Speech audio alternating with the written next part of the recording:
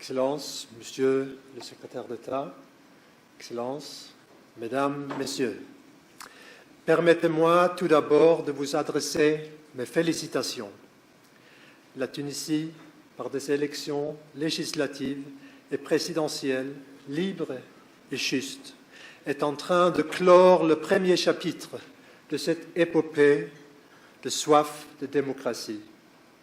Pour cela, la Tunisie mérite les félicitations et le soutien du monde entier. C'est en fait remarquable d'organiser des élections libres dans une région qui, malheureusement, est marquée par le respect encore insuffisant des droits de l'homme. Il est également exemplaire que la Tunisie soit arrivée à la conclusion que le libre accès aux observateurs nationaux et internationaux renforce la légitimité des élections. Les pays démocratiques ont besoin de coopérer pour se développer. Nous nous réjouissons qu'il n'y ait aucun doute sur ce point. La Tunisie est aujourd'hui un modèle de réussite qui inspire bien au-delà de la région. Moi, je suis heureux personnellement d'avoir pu partager le climat positif et la fierté qui ont marqué ces journées électorales. Mesdames, Messieurs, il est indéniable que les élections constituent le cœur de la démocratie. Cependant, c'est entre les périodes électorales que la démocratie doit prendre pied. Les questions relatives aux droits de l'homme ne peuvent être mises de côté au profit des problèmes quotidiens catalysant l'énergie politique. La question des droits de l'homme doit être intégrée à tous les domaines politiques. Que serions-nous des problèmes environnementaux sans la liberté d'expression? Comment pourrions-nous créer plus d'emplois dans une économie mondialisée sans aspirer à l'égalité entre les hommes et les femmes, entre les régions, pour pouvoir assurer le meilleur de ce que la nation peut offrir? Votre Constitution, rédigée pendant une période difficile, est la preuve qu'il est possible de gagner sur les forces nuisibles de polarisation qui, de manière tragique, ont souvent laissé leur empreinte au Moyen-Orient et en Afrique du Nord. Les dirigeants politiques ici ont su faire preuve de courage en agissant pour la meilleure solution pour le pays sur le long terme. La société civile ici a su prendre des initiatives et des responsabilités. Le prochain chapitre de cette saga démocratique consistera à mettre en pratique la Constitution. De nombreux défis restent à relever. Le thème d'aujourd'hui, comment agir pour lutter contre la corruption vers une éradication totale, est un enjeu auquel tous les pays démocratiques sont confrontés et pour lesquels ils doivent s'engager. La corruption constitue une menace sérieuse. Elle menace de gangréner la société tout entière, l'économie, le bien-être et la solidarité entre les citoyens. En Tunisie, la corruption a été un élément déclencheur de la révolution. En à peine 4 ans, la Tunisie est passée d'une situation où la corruption n'était jamais évoquée à la situation actuelle où il y a une prise de conscience du fléau et où de nouvelles institutions indépendantes vont s'atteler à la combattre. J'aimerais soulever certains aspects qui me semblent cruciaux dans l'effort de la lutte contre la corruption. Dans une volonté de faire avancer la démocratie, il est important de se confronter au passé, afin de panser les plaies et d'éviter que cela ne recommence. Il a été clairvoyant que l'instance vérité et dignité a été créée.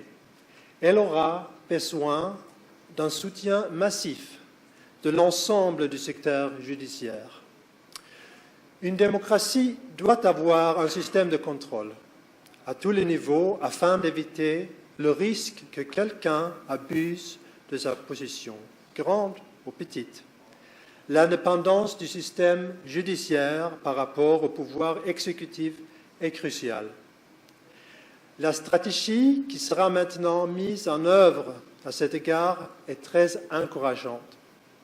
Il est nécessaire d'avoir des acteurs tels que l'instance anticorruption et la Commission des droits de l'homme qui puissent prendre les rênes. Il est important que le reste du système puisse apprécier ces institutions indépendantes et ne le considère pas comme un obstacle. Les médias, ils ont aussi une tâche majeure de mettre en lumière des irrégularités. Il est nécessaire de disposer de règles claires et transparentes pour les appels d'offres publics. L'administration publique joue ici un rôle. Cependant, les entreprises doivent prendre leurs responsabilités et être en première ligne pour établir des codes de conduite formés et informés, et pas seulement réagir en vertu des lois et des règles. Il ne suffira pas d'instaurer de nouvelles législations. La lutte contre la corruption exige de nouvelles attitudes de la part de l'ensemble des citoyens. L'émergence d'une culture de confiance envers les institutions et une responsabilité individuelle. Là où il sera facile et naturel de bien agir et où les mauvaises pratiques auront des conséquences pour tous, quel que soit le nom de famille, la fortune et les contacts. Un État de droit où toutes les personnes sont égales devant la loi. Comme je l'ai dit, la lutte pour les droits de l'homme n'est pas affaire de belles déclarations ou d'actions insolées. Il s'agit au contraire d'un engagement de chaque jour où les droits et les devoirs doivent être intégrés à tous les domaines politiques.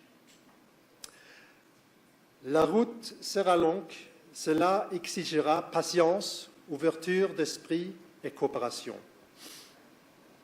Mesdames, Messieurs, la Suède et la Tunisie partagent une longue histoire. Quelques années après l'indépendance, la Tunisie est devenue un de nos premiers partenaires dans la coopération au développement. Pendant près de 20 ans, nous avons participé à la construction d'infrastructures ici. Suite à l'essor de l'économie tunisienne, l'aide au développement suédois s'est tournée vers des régions australes de l'Afrique pour s'engager dans la lutte contre la pauvreté. Depuis 2011, nous accordons un soutien substantiel à la démocratie et aux droits de l'homme. Notre seul intérêt est votre réussite, pour votre propre bénéfice ainsi que pour le développement de la région. Depuis bientôt 4 ans, nous soutenons des actions, et particulièrement des actions onusiennes de la lutte contre la corruption. Les entreprises suédoises emploient aujourd'hui 5 000 Tunisiens. Ces entreprises constituent un socle solide sur lequel s'appuyer pour développer les échanges entre nos pays. Une concurrence accrue, moins de bureaucratie et un environnement économique libre de toute corruption sont des atouts décisifs pour renforcer l'économie. Aujourd'hui, lorsque la Suède félicite ce que la Tunisie a accompli dans une volonté de renforcer notre coopération, Face à des défis communs, nombreux sont les enjeux qui nous unissent. Je vous souhaite bonne chance. Nous voulons continuer d'être un partenaire de la Tunisie dans votre effort de renforcer la démocratie et d'œuvrer contre la corruption. Je vous remercie de votre attention.